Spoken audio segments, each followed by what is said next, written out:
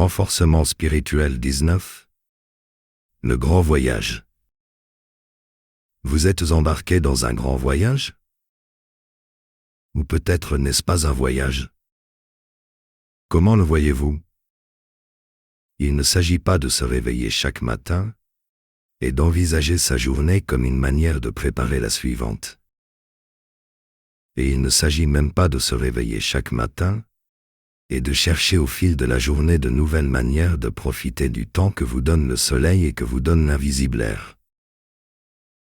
Si l'idée du grand voyage devait se ramener à cueillir quelques fleurs le long des promenades, ou devait se ramener à remonter quelques mécanismes nécessaires sans lesquels vous n'auriez ni eau ni nourriture, ce ne serait pas un grand voyage, ce serait une petite routine.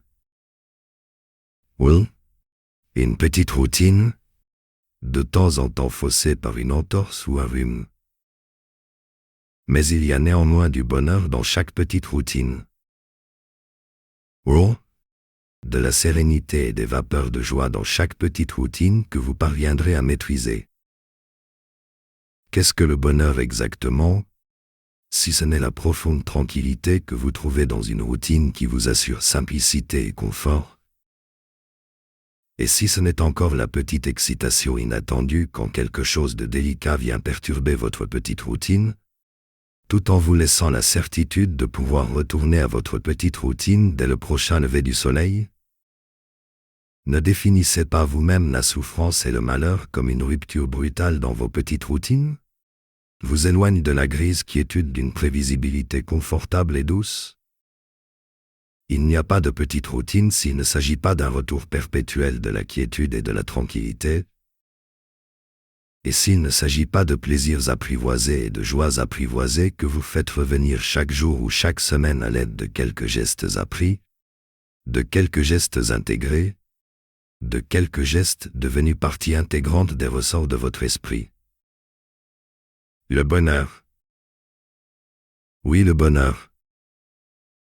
C'est de prendre une joie active au retour de vos petites routines, une joie militante mais sans affectation et sans exagération. Une joie voulue que vous associez à l'exécution ou à la visitation de vos petites routines. La routine de votre lever le matin.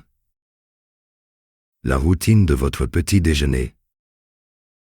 La routine de la consultation de messages amis ou de nouvelles du monde. La routine de vieille et belle musique que vous mettez pour égayer les lieux et vous replonger peut-être dans d'étranges courants un peu mélancoliques, et toujours agréables. La routine de votre moment préféré de sieste ou de relaxation à la faveur d'un peu de fatigue saine, parce que vous vous seriez activé dans ceci ou dans cela. Il n'y a pas de grand voyage sans petites routines apprivoisées. Et si vous faites quelque grand travail pour l'esprit ou pour le ventre, pour l'esprit ou pour la sensibilité, faites du repos un moment sacré, parce que tout travail doit appeler son moment de repos. Est-ce que vous faites quelque grand travail pour l'esprit?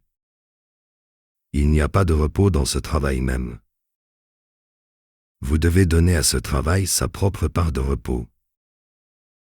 Est-ce que vous faites quelque grand travail parce que tel instinct pour le monde ou tel désir pour le monde vous y pousse?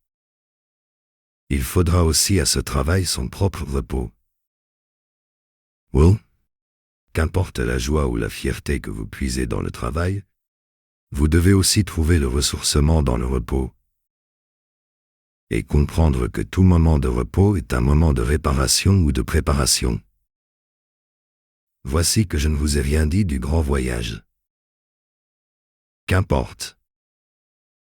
Vous en entendrez parler dans le murmure de l'ennui, et vous en ressentirez l'ombre dans la douleur de tout ce qui vous empêche de revenir à vos petites routines. Toute petite routine est une grande rencontre. Car il s'agit toujours de rencontrer l'ordre profond de la réalité au sein de chaque petite routine.